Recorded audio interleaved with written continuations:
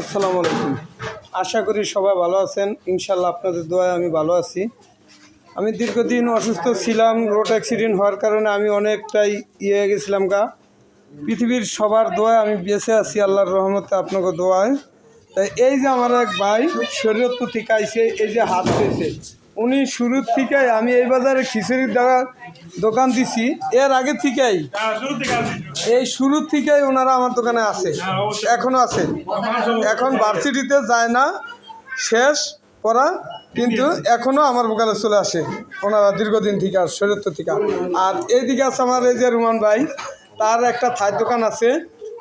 অনেকে ভিডিও করে, বাজারের মধ্যে সাংবাদিক আসলে বলে কি যে এইটা আছে, কিন্তু কোনো দোকান লুয়ে লয় না, কিন্তু এরাই নিজেরা বড় মনে করে। কিন্তু কেউ কখনো বড় করবেন না নিজে। এই বাজারে ফতেজঙ্গপুর বাজারে একটা থায়ের দোকান আছে, রুমান মিয়া, তারও আমি নিয়ে নিছি।